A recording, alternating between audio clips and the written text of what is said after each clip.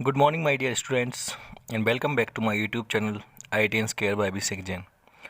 तो अभी हम नेक्स्ट टॉपिक उठाएंगे क्लासिफिकेशन ऑफ फंक्शन में, जिसका नाम था ऑन टू और इन टू फंक्शन। ये हमारे बच चुके थे और लास्ट लेक्चर में हम लोग वन वन फंक्शन और मैनी वन फंक्शन पढ़ चुके थे। और मैंने आपको बताया था वन वन फंक्शन को हम इंजेक्टिव भी बोलते हैं और मोनोमॉर्फिक भी बोलते हैं, और बताया था कि कोई फंक्शन जो वन वन नहीं होता है वो हमारा मैनी वन फंक्शन होता है।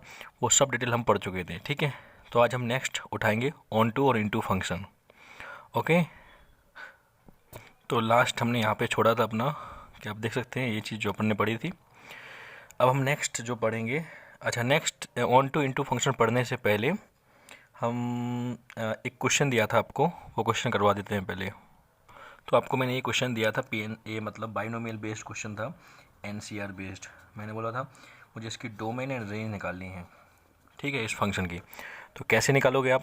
अच्छा क्वेश्चन था, मैंने बोला था कि आप इसको जानिए, क्योंकि आपको पता है NCR को डिफाइन होने के लिए n की वैल्यू ग्रेटर देन और इक्वल्स टू r होना चाहिए, r की value greater than equals to 0 होना चाहिए, और n की value greater than equals to 1 होना चाहिए।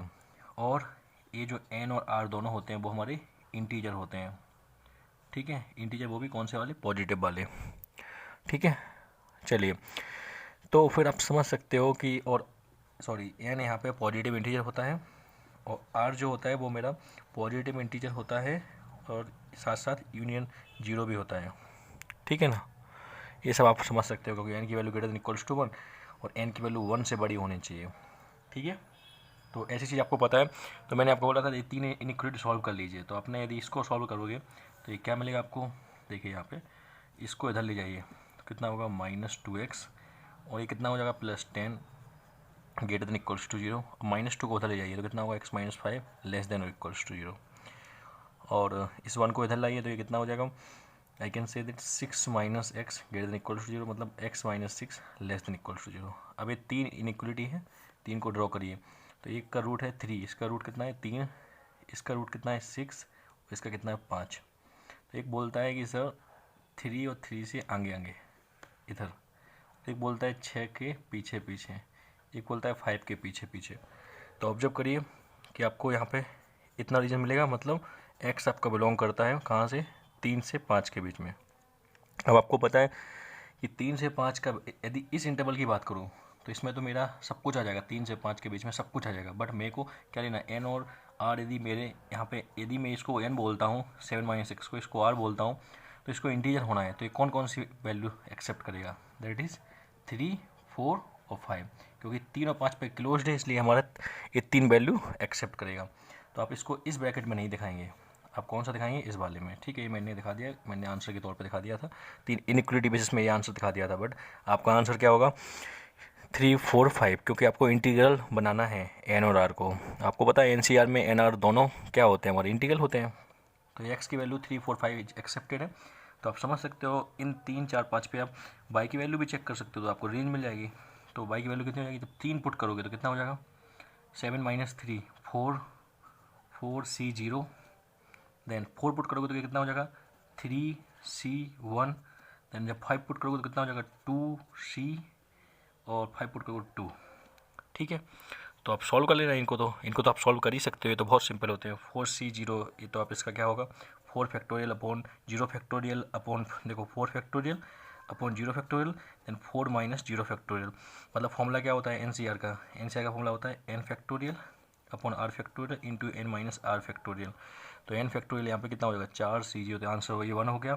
ये सेम है तो भी 1 हो गया। और 0 फैक्टोरियल की वैल्यू कितनी होती है? 1, ये यू नो। और ये 3C1 कितना होगा? 3 factorial upon 1 factorial upon 2 factorial. तो ये 2 फैक्टोरियल 2 फैक्टोरियल कट जाएगा, आंसर भी 3। तो आपके 3 वैल्यूज आएंगे, दैट इज़ 1, और इसका भी आंसर 1 आ रहा था, देन ये 3। तो मैंने आपको बोला था सेट्स में कि आपको रिपीट करने की ज़रूरत नहीं है। तो आपका आंसर क्या होगा? रेंज में सिर्फ 1 और 3, ये आपका रेंज हो जाएगी इसी फंक्शन की, वाई की, ठीक है। और डिस्क्रीट ब्रैकेट, इस कर्ली ब्रैकेट में क्यों डाल रहा हूँ? क्योंकि वो दो वैल्यू ही हैं। आपको पता है continuous set and discrete set, ये मैं आपको फर्स्ट लेक्चर में सेट में बता चुका हूँ फंक्शन की, जब मैंने स्टार्ट किया था कि मैंने बोला था ये बेसिक्स हैं, आपको ये सब चीज़ें पता होनी चाहिए।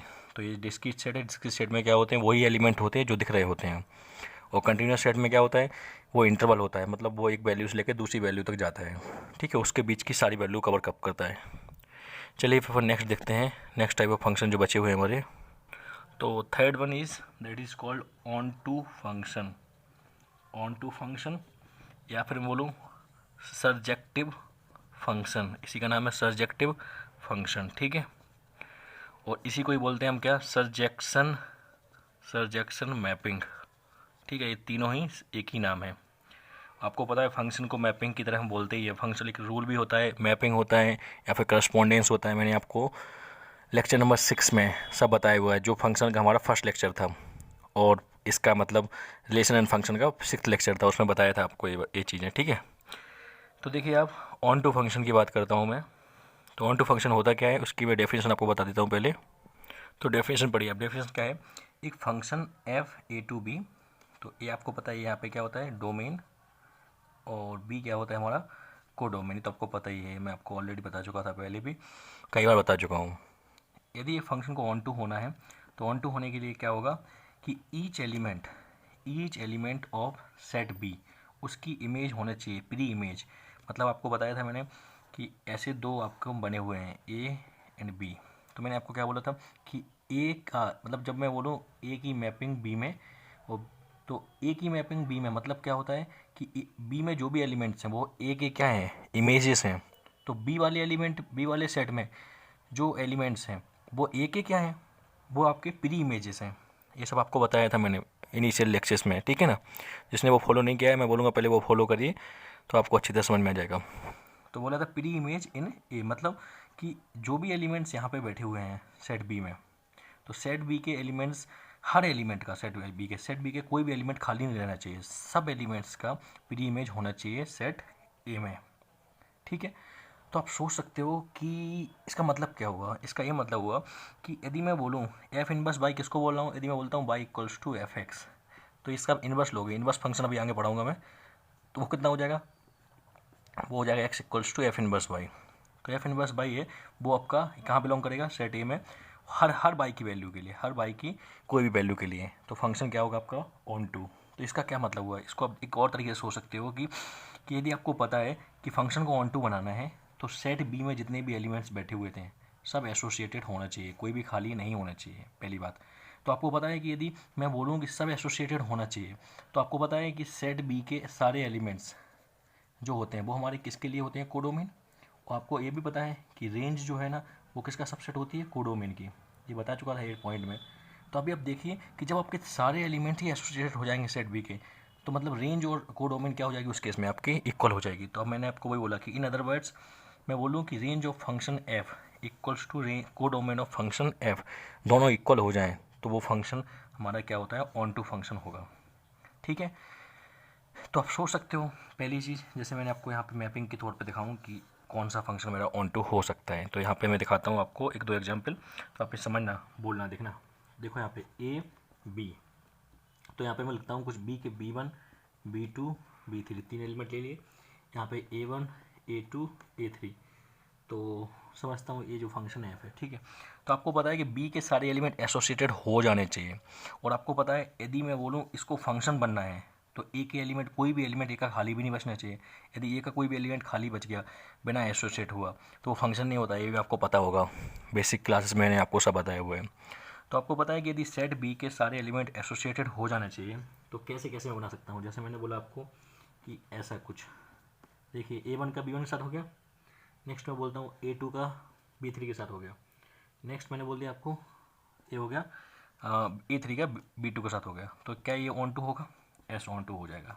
कैसे हो जाएगा, क्योंकि अब देखिए यहाँ पे सेट बी के सारे एलिमेंट एसोसिएटेड हो गए। या फिर मैं बोलूँ कि यदि इस सेट बी की कोडोमेन थी क्या, B1 B2 B3, ये 3 एलिमेंट्स, तो इसकी कोडोमेन यदि मैंने ये मानी थी तो इसकी रेंज भी क्या होगी, रेंज भी वही 3 एलिमेंट आ जाएंगे, क्योंकि वो सेम तीनों ही कंट्रीब्यूट कर रहे हैं मेरे रेंज के लिए, ठीक है। तो यहाँ पे रेंज और कोडोमेन दोनों इक्वल हो गई तो फंक्शन क्या हो जाएगा, ऑन टू। अब मैं आपको ऐसे बोलूँ एक और एग्जांपल के तौर पे, जैसे नेक्स्ट पेन, दूसरा पेन लेता हूँ।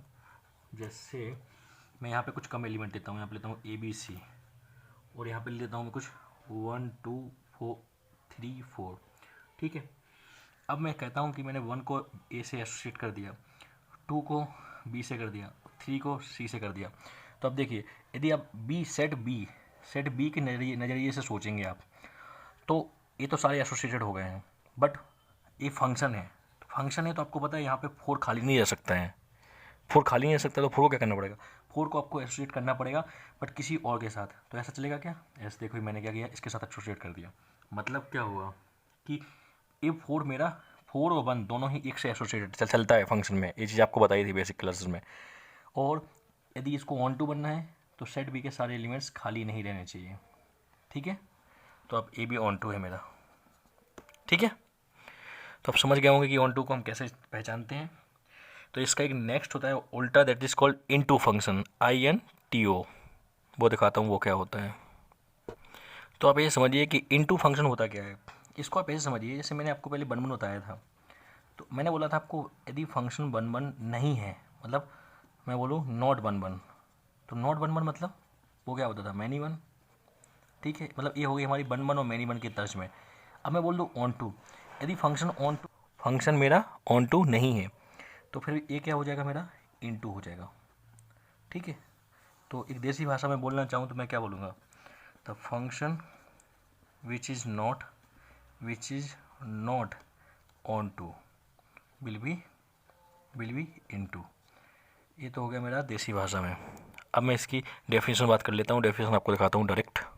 तो देखिए यहाँ पे, इफ़ एफ एक फंक्शन है, to B is such that there exist at least one element in codomain, मतलब वहाँ पे एक एलिमेंट ऐसा बचता है कोडोमेन में जिसका विच is not the image of any element in domain, मतलब डोमेन के किसी एलिमेंट का इमेज नहीं है, मतलब सेट बी का या फिर कोडोमेन का एक आध एलिमेंट खाली रह जाता है जिसका किसी के साथ एसोसिएटेड नहीं होता है, तो वो फंक्शन क्या होगा, मेरा इनटू होगा। तो इन अदर वर्ड्स रेंज और कोडोमेन इक्वल नहीं हो तो हम उसको इनटू बोलते हैं, ठीक है। तो इसका ग्राफिकली कैसे दिखाऊंगा आपको, मैपिंग, जैसे मैंने आपको बोला ये ए है, ये बी है, ये आपका एफ, ठीक है। तो ABC, और यहाँ पे बोलता हूँ 1 2 3 4, मैंने बोला ए का 1 के साथ, बी का 2 के साथ, सी का 4 के साथ, ठीक है। तो ऑब्जर्व करिए यहाँ पे कि देखिए यदि ये फंक्शन है तो इसके तीनों एलिमेंट्स एसोसिएटेड होना चाहिए, एस होगा एसोसिएटेड, बट यदि ये इनटू है, ऑन टू नहीं, ऑन टू होते तो फिर सेट बी के सारे एलिमेंट एसोसिएट होना चाहिए थे, बट यहाँ पे क्या है 3 बच गया है, 3 एसोसिएट नहीं हुआ है, तो मतलब मैं बोलूँगा कोडोमेन में यहाँ पे 4 एलिमेंट्स आ रहे हैं, कौन कौन से, 1 2 3 4, बट मैं रेंज की बात करूँ तो रेंज में यहाँ पे कितने एलिमेंट्स आ रहे हैं, 1 2 एंड 4, 3 एसोसिएटेड नहीं हुआ है किसी से भी, क्योंकि ये 4 जो से एसोसिएट हुआ है ये वाला, ठीक है। तो ये फंक्शन क्या हो जाएगा, इनटू हो जाएगा, मतलब रेंज और कोडोमेन इक्वल नहीं है, ठीक है। तो एक एग्जाम्पल हो गया, एक आता और एग्जाम्पल देखते हैं, जैसे मैंने आपको बोला ऐसे देखिए, ऐसे कुछ लेट्स से हो A B C 1 2 6 7 और 8, ठीक है। मैंने क्या किया, ए का 1 के साथ, बी का 1 के साथ और सी का 8 के साथ, ठीक है। तो क्या ये फंक्शन है, पहली चीज़ तो फंक्शन तो है, क्यों, क्योंकि यहाँ पे सेट ए के सारे एलिमेंट्स एसोसिएटेड हो गए हैं बस। अब इसको मैं इसकी बात करूँ कि ये ऑन टू होगा, ऑन टू नहीं होगा, ऑन टू क्यों नहीं होगा, क्योंकि यहाँ पे 2 6 7 ए एसोसिएटेड नहीं हुआ है, या फिर मैं बोलूँ रेंज और कोडोमेन के इक्वल नहीं है, क्योंकि इसमें ए एंड बी दोनों 1 से एसोसिएटेड हुए हैं, सी 8 से हो गया है, बट 2 6 7 सिर्फ कोडोमेन में है, रेंज में पार्ट में नहीं आएंगे, इसलिए ये फंक्शन क्या होगा मेरा, नॉट ऑन टू मतलब इनटू, क्लियर। तो ए बी इंटू हो गया, ए बी इंटू हो गया। तो आप ऐसे कितने भी एग्जाम्पल्स आप बना सकते हो और देख सकते हो, ठीक है। चलिए ये आपको समझ में आता है तो फिर मैं कुछ पॉइंट्स बता देता हूँ आपको। तो एक चीज़ आप देखिए यहाँ पे, एक जो मैंने आपको वहाँ भी बताया था कि टोटल फंक्शन, TF मतलब टोटल फंक्शन आपके किससे बनते हैं, 1 1 से प्लस मैनी वन, मतलब मैनी वन और 1 1 को दोनों को मिला दोगे तो टोटल फंक्शन बनते हैं। सेकंड, टोटल फंक्शन को डिफाइन करने के लिए मैं बोलूँगा क्या, ऑन टू फंक्शन को मिला दो प्लस इनटू को मिला लो, तो ये भी आपके टोटल फंक्शन ही देते हैं, ठीक है। टोटल फंक्शन मतलब कैसे, आप एक समझिए, एक तर्ज है, मतलब मैं बोलता हूँ आपको कि आपके पास 5 रुपये हैं, तो 5 रुपये आपके पास टोटल हैं, उसमें से आपने 3 दे दिए इनटू को, तो 2 आपको क्या किसको देना पड़ेगा, ऑन टू को। आपके पास 5 रुपये हैं, आपने क्या किया, ये तो क्या होगा, दोनों लड़के हो गए मान लीजिए, मतलब 2 लड़के मान लिए मैंने, 2 लड़कियां हैं, लेट्स से मैंने एक को दे दिया 3 रुपये, एक को फिर 2 रुपये दिया, तो ये हो गया क्या, 1 1, और ये हो गया आपका मैनी वन, ये समझाने के लिए आपको एक एग्जांपल के तौर पे कि आप समझिए कि टोटल फंक्शन जो होते हैं, यदि मैं वन वन और मैनी वन के तर्ज में दिख रहा हूँ तो one one plus many one होते हैं, और मैं यदि इंटू ऑन टू को दिख रहा हूँ तो ऑन टू प्लस इंटू को देखता हूँ तो वो आपके टोटल फंक्शन देते हैं। ठीक है, समझ में आनी चाहिए ये बात, बहुत सिंपल है। अब कुछ मैं आपको पॉइंट्स बता देता हूँ। तो पॉइंट्स देखिए, जैसे कि फर्स्ट पॉइंट मैं बोल सकता हूँ कि ये नोट है ये, ठीक है। अच्छा, इसको क्या करोगे फिर, इसको ए भी लिख दो, इसको फर्स्ट लिख, ठीक है। तो लिखो, आप क्या लिखोगे, a polynomial function of even degree polynomial function है जो कि डिफाइंड हुआ है मेरा किसमें, R2R में। R2R मतलब उसकी डोमेन रियल नंबर है और कोडोमेन भी उसकी रियल नंबर है। तो वो हमेशा क्या होगा, विल ऑलवेज बी इनटू, वो हमेशा क्या होगा, आपका इनटू फंक्शन होगा। ठीक है, सेकंड पॉइंट। अब सेकंड पॉइंट इसी का उल्टा हो जाएगा, क्या, a polynomial function of even की जगह पे क्या हो जाएगा, अब ऑड डिग्री होगा, ऑड डिग्री। और जो डिफाइंड होगा आपका R2R मतलब उसकी भी डोमेन रियल नंबर होगी और कोडोमेन रियल नंबर होगी, तो वो फंक्शन क्या निकल के आएगा, onto. Hope you understand this. ठीक है, ये कुछ नोट पॉइंट है, डायरेक्टली रिजल्ट्स आप लिख सकते हो इसको। थर्ड पॉइंट में इसको यहाँ पे लिख रहा हूँ, इसके बाद आप अपनी कॉपी में ढंग से लिख लेना। थर्ड यहाँ पर लिख रहा हूँ मैं क्या, कि क्वाड्रेटिक अपॉन क्वाड्रेटिक टाइप का कोई केस है आपका, जिसमें आपका लिखता हूँ विदाउट एनी कॉमन फैक्टर, इनमें कोई भी कॉमन फैक्टर नहीं है। मैंने आपको कॉमन फैक्टर कल बताया था एग्जाम्पल में कि ऐसे बोल सकता हूँ, ये क्वाड्रेटिक है, उसके दो फैक्टर हैं x प्लस ए, एक्स प्लस बी, और नीचे वाली क्वाड्रेटिक है, उसका फैक्टर है x प्लस सी और x प्लस डी, मतलब इनमें कोई भी कॉमन फैक्टर नहीं है। ऐसा है तो वो क्या होगा, और उसकी डिफाइन हो रहा है, मान लीजिए एंड डिफाइंड फ्रॉम R2R में। ठीक है, R2R मतलब कैसे पढ़ते हो इसको, कि इसकी डोमेन भी रियल नंबर है और कोडोमेन भी रियल नंबर है, तो वो हमेशा क्या होगा, is always an into function. ठीक है, तो ये हो गया मेरे चारों फंक्शन के बारे में मैंने आपको बता दिया। कल दो बता दिए थे, आज दो बता दिए हैं मैंने, कल के मतलब लास्ट लेक्चर में जो भी बताए थे। ठीक है, चलिए तो फिर अपन देख लेते हैं। अब कुछ डिफरेंट केसेस बनते हैं, मैं आपको उसको दिखाता हूँ, उसको कौन कौन से बन सकते हैं। तो मैंने आपको यहाँ पे बताया, जैसे टोटल फंक्शन आपके क्या होते हैं, वन वन और मैनी वन।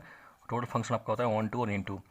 तो अब क्या होता है कि कुछ केसेस बनते हैं, केसेस कैसे, कि एक बार one one and onto इकट्ठा बन जाए, एक बार वन वन इन टू इकट्ठा बन जाए, एक बार ऑन टू और मैनी वन बन जाए, एक बार मैनी वन और इन टू बन जाए। समझ में आ रही बात, मतलब क्या हुआ, मैं आपको दिखाता हूँ नेक्स्ट पेज पे। मतलब देखो, there's a function can be of four types, कैसे, वन वन मैनी वन, और यहाँ पर लिखता हूँ मैं ऑन टू, यहाँ पर लिखता हूँ मैं इन टू। पहले वन वन का ऑन टू के साथ, देन वन वन का इन टू के साथ, मैनी वन का ऑन टू के साथ और मैनी वन का इन टू के साथ, चार केस बनेंगे। तो चार केस कैसे होते हैं मैं आपको दिखाता हूँ उनके कुछ। एक केस का स्पेशल नाम भी है।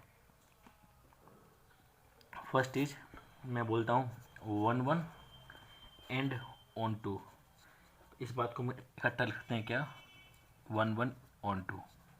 ठीक है, क्लियर। तो वन वन का आपको पता है नाम क्या होता है, इंजेक्टिव, और ऑन टू का नाम आपको पता है क्या होता है, सर्जेक्टिव, बताया था, सर्जेक्टिव।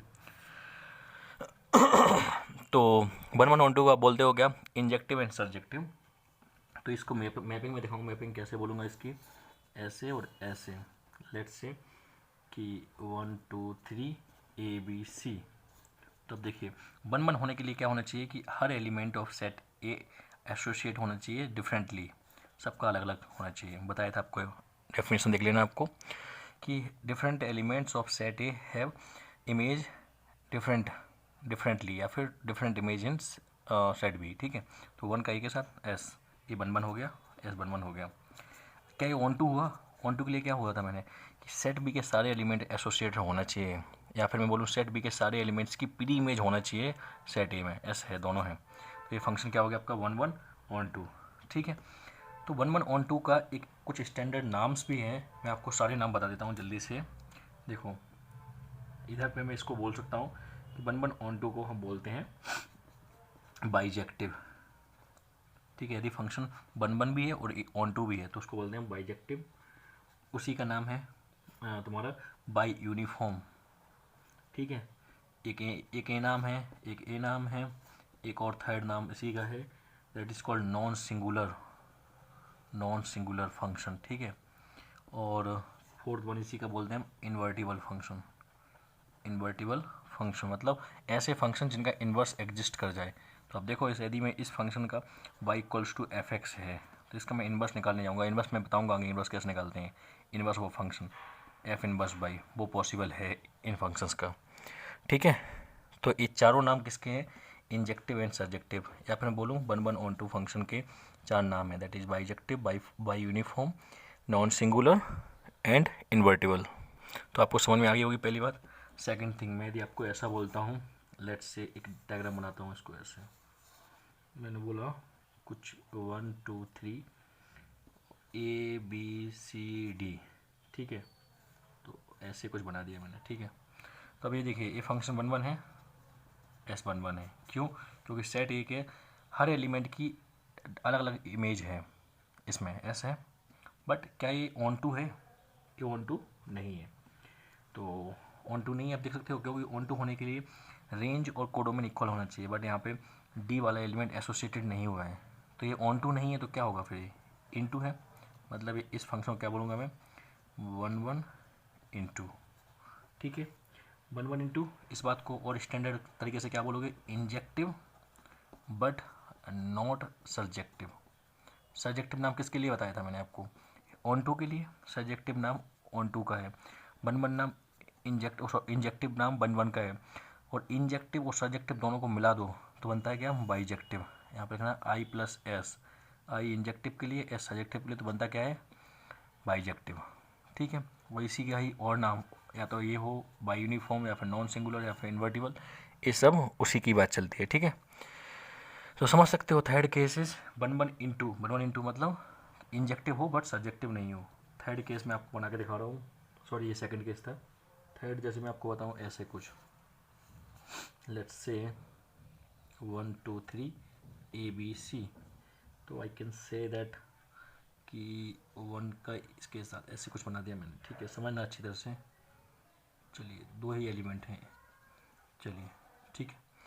तो ऑब्जर्व करिए, क्या ये 1 है, 1 नहीं है, क्यों नहीं है, क्योंकि यहाँ पे देख सकते हो आप ये 1 भी ए से एसोसिएट हो रहा है, 2 भी एसोसिएट हो रहा है, बट मैंने बोला था कि सेट ए के सारे एलिमेंट्स यूनिकली, या फिर मैं बोलूँ कि उनकी इमेज जो है ना डिफरेंट होना चाहिए, बट ऐसा तो यहाँ पे तो यही आ गया है, तो ये हमारा 1 नहीं है। 1 नहीं है तो क्या होगा ये मैनी 1। चलिए अब क्या ये ऑन टू इनटू में क्या है, तो देखिए यहाँ पे जो सारे एलिमेंट्स थे वो एसोसिएटेड हो चुके हैं सेट बी के, तो सारे एलिमेंट एसोसिएट हो चुके हैं, मतलब इसकी रेंज एंड कोडोमेन दोनों इक्वल है, और रेंज एंड कोडोमेन इक्वल है तो मतलब ये ऑन टू है, ठीक है। तो इस बात को अपन इकट्ठे कैसे लिखोगे, मैनी वन ऑन टू, ठीक है। मैनी वन ऑन टू मतलब अब मैनी वन का नाम क्या लिखोगे आप, तो मैनी वन का, अब मैनी वन को छोड़ दो, इसका स्टैंडर्ड नाम नहीं है, ऑन टू का तो स्टैंडर्ड नाम है, वो क्या है सर्जेक्टिव, और मैनी वन को क्या लिखोगे आप, जब इंजेक्ट मतलब इंजेक्टिव नहीं है, मतलब 1 नहीं है बट नॉट इंजेक्टिव, ठीक है, क्लियर है।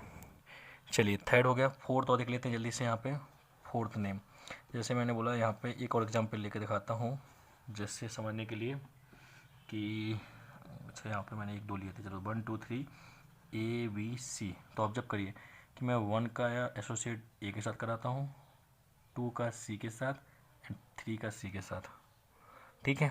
चलिए तो ऑब्जर्व करिए ये फंक्शन क्या ये 1 है, 1 नहीं है, क्यों नहीं है, क्योंकि यहाँ पे 1 2 3 सबकी यूनिकली सबका इमेज नहीं है, मतलब यदि मैं बोलूँ ये 1 होने के लिए 2B से एसोसिएट होना चाहिए था, यदि 3 एलिमेंट ही हैं तो ये 1 नहीं है, तो ये क्या है मैनी 1 है, S है प्लस। नेक्स्ट क्या है ऑन टू इंटू में, क्या है ऑन टू तो नहीं है, ऑन टू होने के लिए क्या होना चाहिए, सारे एलिमेंट एसोसिएटेड होना चाहिए, बट यहाँ पे B नहीं हुआ है, तो ये क्या हो गया इंटू हो गया, ठीक है।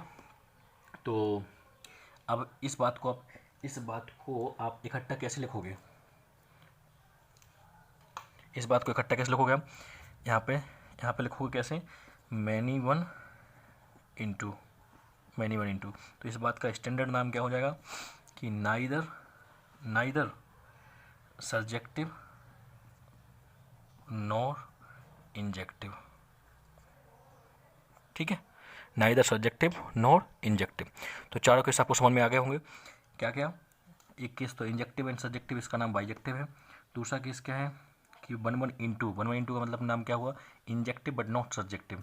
थर्ड केस क्या हुआ, मैनी वन ऑन टू, जिसका नाम क्या है सब्जेक्टिव बट नॉट इंजेक्टिव। और फोर्थ वन क्या हो गया, मैनी वन इनटू, तो ना ही वो सब्जेक्टिव है ना ही वो इंजेक्टिव है। तो ये चारों केस आपको अच्छी तरह समझ में आ जाने चाहिए। और क्वेश्चंस जो होते हैं उनमें ऑप्शंस इसी टाइप के होते हैं कि सब्जेक्टिव और इंजेक्टिव, सब्जेक्टिव एंड इंजेक्टिव, या फिर subjective but not injective, injective but not subjective, या फिर नाइदर सब्जेक्टिव नॉट इंजेक्टिव। ठीक है, तो नेक्स्ट पढ़ते हैं फिर अपने में। चलिए हम कुछ क्वेश्चंस देख लेते हैं फिर। तो क्वेश्चन नंबर देखिए 1, आपके सामने दिया हुआ है कि फंक्शन है कि जो r प्लस से r जा रहा है, मतलब इसकी डोमेन जो है आपकी वो है r प्लस, एंड इसकी जो कोडोमेन है वो है आपकी रियल नंबर। फंक्शन कौन सा है, ln x। तो ln x का मैं यदि ग्राफ की बात करूँ तो कुछ ऐसे बनता है। ठीक है, चलिए अब मैं बात करता हूँ कि इस फंक्शन को ये चेक करना है कि one one many one, nature मतलब वन वन मैनी वन, या फिर तुम्हारा ऑन टू इंटू में से, इनमें से चार में से क्या क्या है, क्योंकि दो तो पक्का होगा, दो कौन कौन से होगा वो चेक करना है अपन को। तो मैं यदि आपको बोलूँ कि a f x equals to l n x दिया है आपको, अब सोचिए कि आप कैसे सोच सकते हो। या तो मैंने बोला था आपको कि एल एन एक्स, अब दो वैल्यू लीजिए x1 और x2 पे, तो आपने x2 पे किया और लॉग हटा दिया तो x1 इक्वल्स टू x2 आ गया। तो आप चेक कर सकते हो कि ये वन वन है। या फिर मैंने बोला था आपको कि आप यहाँ पे एक हॉरिजॉन्टल लाइन खींचिए ऐसे एक्स एक्सिस के पैरेलल, वो एक बार ही कट कर रहा हो उस ग्राफ को, इट मीन्स कि वो फंक्शन आपका क्या हो गया, वन वन है। तो ये वन वन आ गया। नेक्स्ट मैं आपको बोलूँ ऑन टू इंटू चेक करना है, तो ऑन टू इंटू चेक करने के लिए हम कैसे चेक करेंगे। आप देखिए इस फंक्शन की रेंज क्या होगी, यदि आपको पता होगा एल एन एक्स की रेंज क्या होती है। देखो माइनस इन्फिनिटी नीचे से आ रहा है ऊपर तक जा रहा है इन्फिनिटी तक, तो माइनस इन्फिनिटी से पूरा इन्फिनिटी तक जा रहा है, दैट मीन्स रियल नंबर, और रियल नंबर ही इसका कोडोमेन है। तो कोडोमेन और रेंज दोनों ही आपके इक्वल हो गए, मतलब ये फंक्शन मेरा क्या हो गया, ऑन टू हो गया।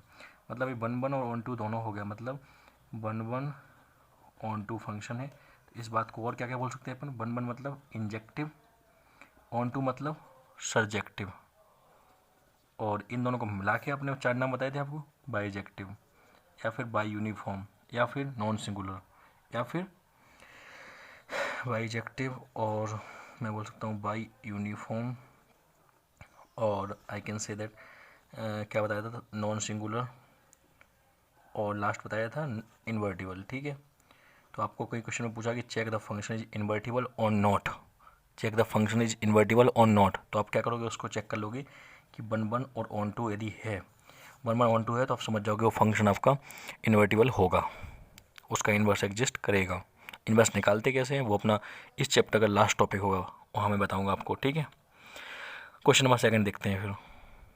तो क्वेश्चन नंबर सेकंड देखिए, इसमें भी आपका वही है, सेम चीज़ है, मतलब ये फंक्शन एफ आर प्लस से आर तक जा रहा है, मतलब इसकी मैं डोमेन की बात करूँ डी एफ की तो वो आर प्लस है, इसकी मैं आपको कोडोमेन की बात करूँ तो वो आपकी आर है, दिख रहा है आपको। ठीक है, ये आपकी डोमेन होती है, ये आपकी कोडोमेन होती है। चलिए यदि ये चीज़ आपको समझ में आ गई तो आप देखिए ये फंक्शन किस टाइप का है। यदि मैंने आपको बताया हुआ है ऑलरेडी कि x plus one by x है कि नहीं है, या फिर कुछ expression a plus one by expression, तो बताया था इसकी वैल्यू हमेशा ग्रेटर देन और इक्वल्स टू जीरो टू होती है, सॉरी जीरो नहीं टू, क्योंकि आपको ये चीज़ हमने क्या बोलते हैं, sequence and series and quadratic दोनों जगह आपको ये सब चीज़ें बताई हुई हैं। ठीक है, तो आप समझ सकते हो कि यदि आप यहाँ पे ए एम जी एम लगाओ, यदि मैं इसको बोलूँ ई टू द पावर एक्स, इसको बोलूँ ई टू द पावर एक्स, तो आप क्या करो ए एम जी एम लगा दो, A M greater than equals to G M. ये इनइक्वलिटी पढ़ाई थी सीक्वेंस सीरीज में और क्वाड्रेटिक में, तो ये क्या होगा, e to the power x plus one by e to the power x by two greater than equals to root over e to the power x into one by, तो e to power x cut गया तो कितना आ गया, e की power x plus one by e to the power x और greater than equals to two. ठीक है, क्लियर है। तो आप समझ सकते हो कि यदि इसकी value greater than equals to two है तो इसकी रेंज क्या होगी, फिर रेंज वही तो होगी। मतलब मैं यहाँ पे देखूंगा कि एफ एक्स जो है ना greater than equals to two है, मतलब एफ एक्स जो है वो बिलोंग करेगा टू से इन्फिनिटी तक कोई वैल्यू ले लेगा। ठीक है, बट इसने बोला है कि कोडोमेन इसकी कितनी थी, रियल नंबर, वट आपका रेंज कितनी आई है इसकी, 2 से इन्फिनिटी, मतलब कोडोमेन एंड रेंज और कोडोमेन दोनों इक्वल नहीं है, तो ये फंक्शन ऑन टू नहीं होगा। अभी फंक्शन क्या हो गया, इन टू। चलो ये बात होगी। अब देखना है मुझे वन वन और मैनी वन में। तो वन वन मैनी वन को कैसे देखोगे आप, कि मैं क्या करता हूँ, सेकंड इस फंक्शन की मैं एक काम कर लेता हूँ, कोई दो पर्टिकुलर वैल्यूज़ पे चेक कर लेता हूँ। तो मैंने बोला कुछ x1 equals to 1 and x2 equals to -1 check करते हैं। तो एफ ऑफ 1, तो 1 कितना आएगा, e⁻1 प्लस 1 टू 0। अब देखो x1 x2 मैंने 1 और -1 क्यों लिए मैंने, क्योंकि अब देखो इसकी डोमेन मेरी कितनी थी, r प्लस है ना, तो मुझे दो वैल्यू लेना था, तो 1 -1 नहीं। वैसे आप चाहते 1 -1 ले सकते थे, बट आप इसकी डोमेन में लीजिए, क्योंकि डोमेन इसने दिया है 0 टू इन्फिनिटी। तो इसमें से कोई भी 2 पॉइंट ले लेता हूँ मैं, 1 एंड 2 ले लेता हूँ। चलो ठीक है, तो 1 पे तो ये कितना आ गया, ये आप जितना भी आया e प्लस 1/e। ठीक है, मैं एफ ऑफ 2 की बात करूँ तो कितना आ गया, e² प्लस 1/e²। अब सोचिए आप कि ए कोई नंबर, ए 1 नंबर, तो ये वैल्यू कुछ भी होगी, जो भी होगी, बट ए e², तो ये वैल्यू तो हमेशा चेंज होंगी ना, दोनों वैल्यू सेम थोड़ा ना होगी। तो मतलब आप देखोगे कि दो number F of 1 F of 2 मैंने जो उठाए थे यहाँ पे इसकी डोमेन में से, x1 x2 की जगह पे, वो दोनों इक्वल नहीं आए हैं। मतलब ये फंक्शन मेरा 1 1 भी नहीं है। तो 1 1 नहीं है तो क्या हो गया, ये मैनी वन। तो आप कमेंट क्या करोगे इस पर्टिकुलर क्वेश्चन के लिए, कमेंट क्या करोगे, ना तो ये मतलब ऑन टू है, इन टू है, या फिर बोलूँ ऑन टू नहीं है, इन टू है, और ये मैनी वन है। तो इस बात मैंने आपको बताया था कि ये क्या होगा, नाइदर इंजेक्टिव नॉर सर्जेक्टिव। ठीक है, और इसी बात का क्या बोलते हैं अपन, मैनी वन इनटू। ठीक है, चलिए नेक्स्ट देखते हैं एक दो और। तो देखिए एक क्वेश्चन है आपके सामने, तो ऑब्जर्व करिए आप। यदि मैं इस क्वेश्चन की बात करता हूँ तो इसकी मैं डोमेन की बात कर लेता हूँ, डी एफ, वो कितना है, r प्लस है, कोडोमेन इसकी कितनी है, r है। इसकी रेंज निकालने के लिए तो आपको पता है कि if root to be defined, तो इसका आपको पता है अंदर जो भी अंदर बैठा हुआ है x² प्लस 1, उसकी value greater than equals to 0 होना चाहिए। तो आप देखो इसकी वैल्यू हमेशा ग्रेटर देन इक्वल्स टू 0 होगा, मतलब ये फंक्शन, क्योंकि आप देखो हमेशा इसकी वैल्यू हमारी ग्रेटर देन इक्वल्स टू 0 होगी, क्योंकि आप ये हमेशा पॉजिटिव फंक्शन है। ये फंक्शन कौन सा है, ऐसे कुछ y इक्वल्स टू x² ये हो गया, उसमें 1 जोड़ दो तो ये फंक्शन कुछ ऐसे होगा, ये ग्राफ होगा x² प्लस 1। तो अब ऑब्जर्व करो, ये कभी नेगेटिव वैल्यू लेगा, देखो इसे नेगेटिव y एक्सिस पर तो आ ही नहीं रहा है, ऊपर ही ऊपर है। तो ये हमेशा पॉजिटिव फंक्शन है, हमेशा पॉजिटिव फंक्शन है, तो मतलब x बिलोंगिंग टू रियल, हर x की रियल वैल्यू के लिए ये फंक्शन हमारा ग्रेटर देन और इक्वल्स टू 0 होगा। वैसे इक्वल्स टू 0 भी नहीं होगा, क्यों नहीं होगा, बट ये हमारा इनइक्वलिटी होती है, ग्रेटर देन इक्वल्स टू, इसका क्या मतलब होता है, या फिर ग्रेटर देन होना चाहिए और इक्वल्स टू होना चाहिए। तो इसमें से एक तो सेटिस्फाई कर रहा है ना, ग्रेटर देन वाला, बस हो रहा है, तो हर x की वैल्यू के लिए ऐसा होगा। ठीक है, तो आप समझ सकते हो कि इसकी मैं रेंज की बात करूँ तो रेंज क्या हो जाएगा फिर, अच्छा ये फिर यहाँ पे क्वेश्चन गड़बड़ होगा, यहाँ पे r देना चाहिए था, क्यों, क्योंकि इसकी डोमेन हमने x निकाला तो x रियल नंबर आई है, तो यहाँ पे रियल नंबर ही होना चाहिए था। ठीक है, अब इसकी मुझे रेंज निकालनी है। रेंज के लिए क्या करते हैं, बताया था, आप इसको कन्वर्ट कर दो। कन्वर्ट कैसे करोगे, कि y equals to root over 1 plus x² लिखा हुआ है, तो इसको क्या कर सकते हो आप, स्क्वायरिंग बोथ साइड, तो y² equals to 1 plus x², that means y² minus 1 equals to x²। तो मैं x² की मतलब रूट लेता हूँ, स्क्वायर रूट, तो ये कितना हो जाएगा, root over y² minus 1, that means इसको मैं x लिखता हूँ, तो ये कितना हो जाएगा, रूट ओवर y² माइनस 1। ठीक है, अब समझ में आना चाहिए आपको बात। यदि मैं बोलूँ इसको डिफाइन होना है तो y² minus 1 greater than equal to 0 होना चाहिए, तो y² की वैल्यू हमारी क्या होना चाहिए, मतलब y minus 1 y plus 1 greater than equal to 0। तो आप समझ सकते हो कि y belonging to minus infinity to -1 union 1 से इन्फिनिटी, ये आएगा आपका आंसर। ठीक है, तो ये यदि आपका इसको सॉल्व करोगे तो ये आ जाएगा आपका आंसर। तो यही आपकी रेंज होती है। तो देखो अब रेंज और कोडोमेन दोनों इक्वल हैं क्या, नहीं है, क्यों, क्योंकि ये रियल नंबर है कोडोमेन, बट यहाँ पे हमारा एक पोर्शन आ नहीं रहा है, कौन सा, -1 से 1 के बीच का पोर्शन नहीं ले रहा है। ये इस टाइप से, ये -1 ये 1, ये इधर का ले रहा है, इधर का ले रहा है। पूरा रियल नंबर होने के लिए ऐसा होना चाहिए था, बट ये वाला पोर्शन नहीं आ रहा है। ठीक है, इसलिए हमारा रेंज और कोडोमेन इक्वल नहीं है। रेंज और कोडोमेन यदि इक्वल नहीं है तो हम क्या कर सकते हैं, बोलेंगे इसको इनटू, ना कि ऑन टू।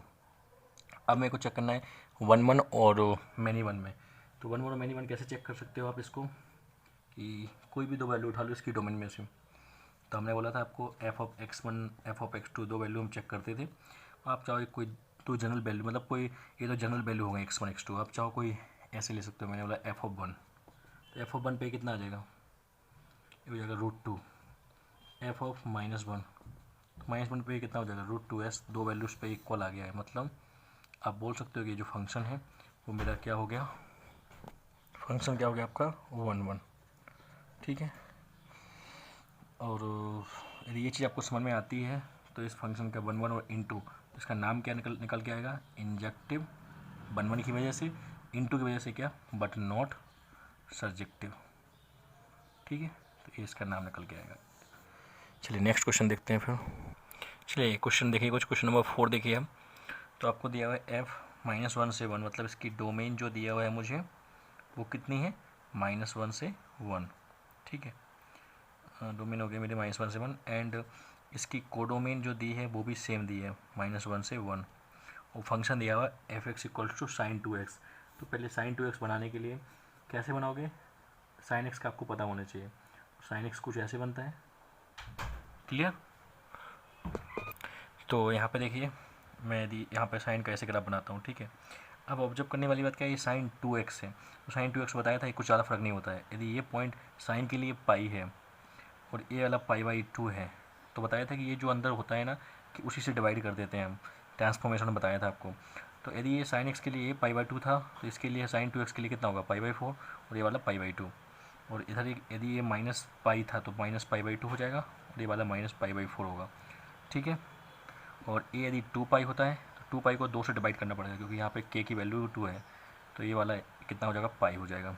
ये वाला -2π था तो ये -π हो जाएगा। ठीक है, चलिए तो ये ग्राफ बन गया sin 2x का, और ये वैल्यू तो आपको पता है, ये 1 अभी भी होगी और ये वैन अभी भी -1 होगी। ठीक है, अब ऑब्जर्व करने वाली बात क्या है कि यदि मैं इस फंक्शन की बात करूँ, तो इस फंक्शन में देखो ये दिया है इसने डोमेन -1 से 1, तो -1, तो आपको पता है कि -π/2 की बात करूँ तो -π/2 कितना होगा, -3.14 डिवाइड बाई 2, मतलब -1.7 समथिंग। ठीक है, तो मतलब जो आपका 1 होगा, 1 कहाँ होगा, π/2 से छोटा होगा, तो यहाँ पे आपका कुछ 1 होगा, और यहाँ पे मैं बात करूँ तो यहाँ पे आपका -1 होगा, -π/2 के इधर ही होगा। ठीक है, तो आपका ग्राफ कितना आपका काम का ग्राफ है, क्योंकि डोमेन इतनी सी दी है उसने, तो आपका ग्राफ सिर्फ इतना काम का है। देखो इतना, जितना मैं इस ब्लू पेन से इसको मैं कर रहा हूँ। ठीक है, तो ये आपका इतना ग्राफ काम का है इस डोमेन में। तो इतना आपका ये ग्राफ है, तो इसमें आप सोच सकते हो कि ये क्या होगा। तो ये क्या होगा, आप चाहो तो यहाँ पे एक लाइन खींच के देखो, यहाँ पे लाइन खींचोगे तो एक वैल्यू दो वैल्यू मिल रहा है, यहाँ पे लाइन खींचोगे तो एक वैल्यू दो वैल्यू मिल रहा है, मतलब ये मैनी वन हो गया। ठीक है, और यदि मैं इसकी ऑन टू इनटू की बात करूँ तो देखिए यहाँ पे इसकी कोडोमेन -1 से 1 दिया है, और इसकी रेंज कितनी आएगी इस ग्राफ की, -1 से 1 ही आएगी। ठीक है, तो रेंज और कोडोमेन दोनों इक्वल हैं, तो ये फंक्शन मेरा क्या हो गया, ऑन टू। तो इस बात का अपन क्या बोलेंगे, ऑन टू के लिए बोलते हैं हम क्या, सर्जेक्टिव, और मैनी वन है तो बट नॉट इंजेक्टिव, इंजेक्टिव नहीं होगा। ठीक है, ये बात आपको समझ में आ गई होगी। अब नेक्स्ट देखते हैं क्वेश्चन नंबर 5। इसमें बोला है कि इसकी डोमेन जो दे दी है आपको कितना, 2 to ∞। ठीक है, और इसका कोडोमेन है आपको लैम्डा दी हुई है। बोला है कि ये फंक्शन बाइजेक्टिव है, बाइजेक्टिव मतलब 1 1 है प्लस ऑन टू है। तो यदि ये ऑन टू है तो इसकी कोडोमेन और रेंज दोनों इक्वल होगी। ठीक है, तो मुझे लैम्डा की वैल्यू फाइंड करनी, मतलब रेंज निकालनी है इस फंक्शन की। तो आप क्या करोगे, देखो मैं दिखाता हूँ आपको। f(x) आपका दिया हुआ है कुछ x² - 4x + 5। आप इसका परफेक्ट स्क्वायर बना सकते हो। परफेक्ट स्क्वायर बनाओगे तो आपको तुरंत दिख जाएगी इसकी रेंज। कैसे, मैं यदि परफेक्ट स्क्वायर बनाने जाऊँ तो ये क्या होगा, x² - 4 का हाफ कितना होगा, x² - 4x, हाफ होगा 2। तो मुझे उसका स्क्वायर 4 प्लस करना पड़ेगा, 4 माइनस करने का। तो इसको उठाया, तो कितना हो गया, x - 2 का होल स्क्वायर, 5 में से -4 + 1, ये आ जाएगा आपका। ठीक है, तो आपका यदि ये f(x) है तो समझ सकते हो आप कि यदि x डोमेन बोला है इसने 2 से आगे, तो 2 से आगे 2 पे तो क्या हो जाएगा, ये 1 हो जाएगा। तो मतलब मैं यदि आपको बोलूँ इस फंक्शन की बात करूँ तो ये फंक्शन कहाँ से कहाँ लाएगा, ये जाएगा आपका 1 से आगे, मतलब इसकी y की वैल्यू जो होगी आपकी 1 से ∞ हो जाएगी। ग्राफ कैसा बनेगा, यूँ कुछ, देखो मैं आपको दिखाता हूँ। यदि x minus two plus one था तो इसका बनना चाहिए था कुछ ऐसे कुछ, ये पॉइंट हमारा एक्स एक्सिस पे 2 होता, बाई एक्सिस पे कितना होता 1 होता। बट उसने बोला है डोमेन को रिस्ट्रिक्ट कर दिया है, 2 टू इन्फिनिटी ही होना चाहिए। तो मतलब आपको इधर वाला ही लेना है, आपको ये वाला आपका ग्राफ में नहीं आएगा। तो आप देख सकते हो 1 1 है, ऐसे 1 1 है। और मैंने बोला था आपको कि आप किसी भी फंक्शन की डोमेन को रिस्ट्रिक्ट करके आप उसको मैनी वन फंक्शन को 1 1 बना सकते हो। तो ये 1 1 हो गया। और ये ऑन टू के लिए आप कैसे चेक कर सकते हो, इसको कैसे करोगे चेक कि इस फंक्शन की, यदि उसने खुद ही बोला है कि ये मतलब कोडोमेन और रेंज इक्वल होना चाहिए क्योंकि ये बाइजेक्टिव है, तो इसकी आप देख सकते हो कि इसकी जो रेंज आई वो 1 से इन्फिनिटी आ गई, ये आपका लेमडा हो जाएगा। हम क्वेश्चन नंबर 6 देखते हैं। यहाँ पर देखिए आप एफ एक्स ए दिया हुआ है और एफ जो है वो R2 है, तो मतलब ऐसे सोच सकते हो। अब इसको पहले रीडिफाइन करते हैं फंक्शन को। इसकी डोमेन इसने बोल दिया है कि ये रियल नंबर है, ठीक है, और इसकी कोडोमेन भी इसने बोल दिया है कि रियल नंबर है। तो अब मेरे को चेक करना है ये फंक्शन के बारे में। तो ऑब्जर्व करिए कि मैं करता हूँ पहले x ग्रेटर देन 0। तो x ग्रेटर देन 0 पे मॉड x कैसे जाता है, x की तरह, और सिग्नम x कैसे जाता है 1 पे, क्योंकि सिग्नम x तो आपको पता है 3 ही वैल्यू देता है, 1 0 -1। यदि पॉजिटिव पे होता है तो सिग्नम x 1 देता है और 0 पे 0 देता है, और यदि सिग्नम x लेस देन 0 होगा तो -1 देता है। तो देखो ये वाला आपका देगा कितना 1, और ये आपका x, तो x हो गया। x इक्वल्स टू 0 पे a 0 हो जाएगा और a भी 0 हो जाएगा, तो ये 0 हो गया। और x लेस देन 0 पे a हो जाएगा आपका कितना, ये आपका -x, और a कितना हो गया आपका -1। सिग्नम x लेस देन 0 पे क्या देगा -1, दोनों मल्टीपल x। तो आप इसका ग्राफ बनाओगे, ग्राफ कैसे बनेगा यूँ, मतलब x ग्रेटर देन 0 पे y इक्वल्स टू x बनेगा, और x लेस देन 0 पे भी ये y equals to x line बनेगा, तो x इक्वल टू 0 पे y भी 0 होगा। तो ये आपका y equals to x line बन गई है। यहाँ पे ये बन दिखा नहीं रहा क्या, हाँ दिखा, y equals to x line बन गई है। तो आप यहाँ पे एक लाइन खींचो हॉरिजॉन्टल लाइन, तो ये एक ही बार कट करेगा, तो ये 1 1 हो गया। प्लस इसकी मैं रेंज की बात करूँ तो रेंज इसकी क्या होगी रियल नंबर, कोडोमेन भी क्या है रियल नंबर है, तो रेंज एंड कोडोमेन इक्वल होगी, तो ये ऑन टू भी हो गया। तो 1 1 ऑन टू हो गया, मतलब ये जो फंक्शन है मेरा ये क्या हो गया बाइजेक्टिव हो गया। बाइजेक्टिव का दूसरा नाम क्या है by uniform non singular invertible, ठीक है। चलिए नेक्स्ट देखते हैं फिर। तो क्वेश्चन नंबर 7 देखिए आपके सामने है। आपको बोला है कि एफ एक्स जो है वो इंजेक्टिव नहीं है। इंजेक्टिव क्या होता है मेरा 1 1, तो 1 1 नहीं है, मतलब ये क्या होगा नॉट इन 1 1, मतलब ये मैनी वन है, ठीक है। चलिए कोई दिक्कत नहीं है। तो आपको पता है ये क्या है, एक्चुअली पैराबोला है, तो ये पैराबोला है तो कुछ ऐसा बनेगा, ठीक है, या तो ऐसा होगा या फिर ऐसा होगा या फिर ऐसा होगा, ठीक है। मतलब ये इसका D greater than 0, D less than 0 के लिए होगा, डी इक्वल टू 0 के लिए होगा, और डी ग्रेटर देन 0 पे ऐसा होगा, ठीक है। अब सोचने वाली बात क्या है कि आपको पता है कि ये एक पॉइंट होता है पैराबोला का, हर पैराबोला के लिए वर्टेक्स होता है। इस वर्टेक्स के कोऑर्डिनेट्स क्या होते हैं -b/2a और -d/4a, ठीक है। और किसके लिए, यदि आपकी इक्वेशन ऐसी हो ax² + bx + c टाइप की क्वाड्रेटिक इक्वेशन हो उसके लिए, ठीक है। तो ये भी इसी टाइप के है, बट यहाँ पे a की वैल्यू 1 है, तो ये आपका ग्रेटर देन 0 है। तो आपको समझ में आ गया कि ये वाला पलटे वाला तो नहीं होगा, ऐसा वाला तो नहीं होगा पैराबोला, ठीक है। अब सोच के देखिए, इसने बोला इज़ नॉट इंजेक्टिव, किसमें x आपका बिलोंग कर रहा है किसमें 0 से 1 के बीच में। तो x यहाँ पे x कोऑर्डिनेट क्या है -b/2 है, तो -b/2, a की वैल्यू तो 1 है 0 से 1, ठीक है। 2 को इधर ले जाओ कितना होगा 0 से -b से 2, ठीक है। 2 पॉजिटिव था, -1 को इधर ले जाओगे तो कितना होगा 0, बट इनइक्वलिटी के साइन चेंज हो जाएंगे -2, तो मतलब b आपका बिलोंग करेगा कहाँ से -2 से 0 के बीच में, ठीक है। तो ये आपका बी आपको फाइंड करना था, ठीक है, ये आपका आंसर हो गया। नेक्स्ट क्वेश्चन देखते हैं, क्वेश्चन नंबर 8। अच्छा क्वेश्चन है, इस पैटर्न क्वेश्चन आपको आना चाहिए करना अच्छी तरह से। तो इस क्वेश्चन को करने का देखो, मैं आपको बोल रहा हूँ इसको नेचर चेक करना है, एक तो 1 1 मैनी वन में से एक कोई होगा, या फिर ऑन टू इनटू में से एक कोई होगा। तो आपको नेचर चेक करना है। तो लॉन्ग मेथड आपको पता है, लॉन्ग मेथड कौन सा है कि 1 1 चेक करने का, आपको पता है कि f(x1) एक वैल्यू ले लो, f(x2) एक वैल्यू ले लो, उन दोनों पे आप चेक कर सकते हो, ठीक है। और इसके बाद मैं ऑन टू इनटू के लिए बोलूँ तो आप इसकी रेंज निकाल लो, और रेंज और कोडोमेन दोनों इक्वल हो जाए तो आप बोलोगे ये ऑन टू है, और रेंज और कोडोमेन इक्वल नहीं है तो आप बोलोगे इनटू है, ठीक है। दूसरा मेथड मैं आपको बताता हूँ सिंपल तरीके से कैसे डील करते हैं।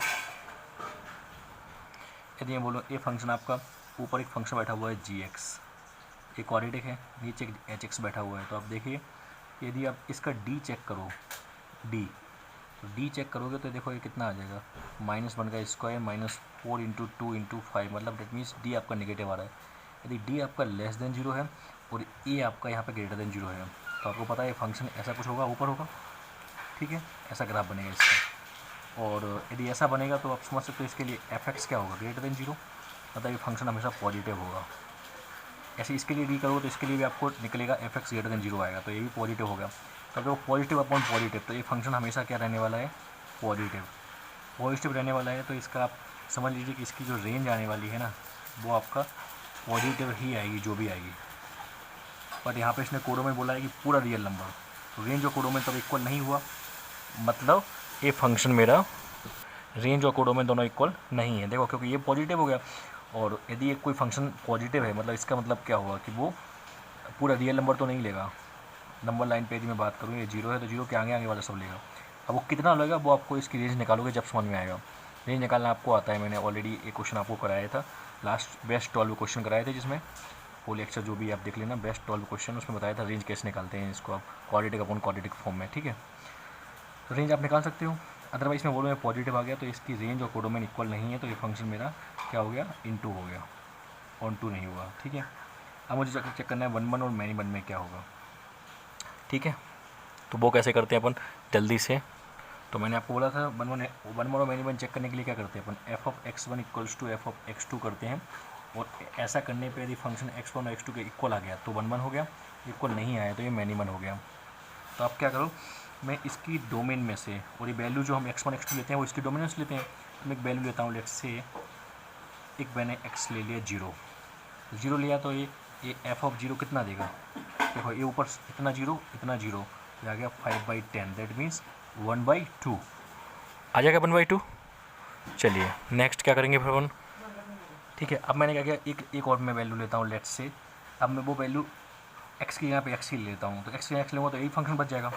तो मैंने क्या किया, अब मैंने एफ एक्स को और एफ ऑफ जीरो को दो वैल्यू ले ली मैंने इसकी रेंज में से, इसकी डोमेन में से, तो इन दोनों पे इक्वल किया तो ये कितना हो जाएगा, 2x² - x + 5 upon 7x² + 2x + 10 equals to 1/2, ठीक है। अब क्या करो, आप इसको इधर मल्टीप्लाई करो, इसको वैसे मल्टीप्लाई करो, सॉल्व करोगे एक्स की वैल्यू देखो कितनी वैल्यू आ रही है, तो आपको मिलेंगी वैल्यू 0, -4/3। मतलब इसका मतलब क्या हुआ कि एक्स की दो वैल्यू मिल रही हैं, बट आपको यदि 1 1 फंक्शन होना चाहिए था तो एक ही वैल्यू मिलनी चाहिए थी, दैट मीन्स ये फंक्शन क्या है, मैनी 1 है, ठीक है। तो एक शॉर्ट ट्रिक हो गई है। यदि आपको इसमें दिक्कत है तो मैं आपको बोलूँगा कोई दिक्कत नहीं है, आप दो पर्टिकुलर वैल्यू लीजिए x1 x2, उससे चेक करिए, वो बहुत लॉन्ग होता है, इसलिए मैंने आपको ए एज अ क्वेश्चन को निकालने के लिए आपको एक तरीका बता दिया।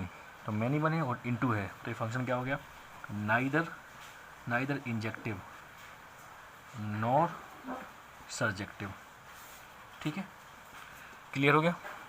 चलिए ये क्वेश्चन हो गया, क्वेश्चन नंबर 9 और देखते हैं, फिर इसके बाद ये सेशन को यहीं पे कंप्लीट करेंगे आज के को। तो क्वेश्चन नंबर 9 आपके सामने लिखा हुआ है, फंक्शन R2R fx आपको दिया हुआ है, तो कैसे डील करेंगे मैं आपको दिखाता हूँ नेक्स्ट पेज पे। तो देखिए आप ये देखिए यहाँ पे ये फंक्शन R2R दिया हुआ है, तो इसकी डोमेन की बात करूँ, डोमेन रियल नंबर है, को डोमेन इसकी रियल नंबर है। अब इसकी रेंज की बात करूँ तो रेंज आपको पता है कि ये मेरा क्या है, और डिग्री पॉलिनोमियल है, तो इसकी रेंज भी रियल नंबर होगी, ठीक है। ये चीज़ मैं आपको ऑलरेडी बता चुका था। तो रेंज और कोडोमेन दोनों इक्वल हैं, तो तुरंत बोल दोगे कि फंक्शन मेरा ऑन टू है। अब मेरे को चेक करना है 1 1 और मैनी 1 में से कौन सा होगा, ठीक है। तो 1 1 मैनी 1 को हम कैसे चेक करेंगे, इसको अपन देखते हैं। तो तरीके तो आपको 3 हैं, एक है fx1 equals to f of x2 कर दो, उससे आपको x1 इक्वल्स टू x2 हो जाए, या फिर आप इसका ग्राफ बना लो। ग्राफ बनाना थोड़ा टफ टास्क होगा, तो ग्राफ मैं अभी नहीं बोलता हूँ। आप एक तरीका कर सकते हो, जो तीसरा बताया था मैंने मोनोटोनिसिटी वाला, इसको आप डिफ्रेंशिएट करो f'(x), तो ये कितना हो जाएगा, ये हो जाएगा कुछ 6x² - 12x - 18, तो कितना होगा, 6 कॉमन ले लो तो x² - 2x - 3, तो ये कितना हो गया 6 टाइम्स ऑफ x - 3 x + 1, ठीक है। तो अब ऑब्जर्व करो, यहाँ पे मैं बोलूँ एक रूट आएगा -1, एक आएगा 3, ठीक है। ये किसका है, f'(x) का। तो अब आप ऑब्जर्व कर सकते हो आप कि मैं यदि इसकी ग्राफ की बात करूँ तो यदि मैं इसकी ग्राफ की बात करूँ तो ग्राफ कैसे बनेगा, आप सोच के देखो। ये फंक्शन में यदि इस फंक्शन में मैं एक वैल्यू -1 से बड़ी पुट करता हूँ, -1 से बड़ी, तो ये प्लस माइनस प्लस इस टाइप से आएगा। तो मतलब क्या हुआ कि ये जो भी फंक्शन होगा यहाँ से तो यहाँ पर यहाँ तक तो बढ़ेगा, मतलब -1 पे तो ये बढ़ेगा होगा ऐसे कुछ। बट जैसे 3 आएगा तो ये क्या होगा, घटनेगा यहाँ पे, इस बीच में घटना चाहिए ऐसे, फिर वो बढ़ना चाहिए ऐसे 3 के बाद। ठीक है, क्लियर। -1 से 3 में ये क्या हो रहा है, घटेगा ऐसे, क्योंकि नेगेटिव है। मैंने आपको बताया था एफ डैश का साइन यदि आपका ग्रेटर देन इक्वल्स टू 0 हुआ तो आप बोलोगे फंक्शन इज स्टिक लीन कीजिए। एफ डैश का लेस देन 0 हुआ, एफ डैश तो greater than equals to, f less than equals to हुआ तो यहाँ पे हमारा ये लेस देन गिरेगा और ये फिर बढ़ेगा। तो मतलब ये क्या हुआ कि आप यदि यहाँ पे एक लाइन खींचोगे, मतलब आप समझ सकते हो कि यहाँ पे एक ए हो गया मेरा, इस ग्राफ के नेचर का आ गया, मतलब ऐसा कुछ हो रहा होगा। ये जो फंक्शन का जो भी ग्राफ बनेगा वो आपने, ये फंक्शन ग्राफ नहीं है, ये क्या है, फंक्शन का मेजर होगा कि फंक्शन -1 से पहले तक बढ़ रहा होगा और -1 से 3 में गिर रहा होगा और फिर 1 से 3 के आगे फिर ही बढ़ रहा होगा। मतलब ये फंक्शन जो है ना वो आपका एक जैसा नेचर नहीं ले रहा होगा।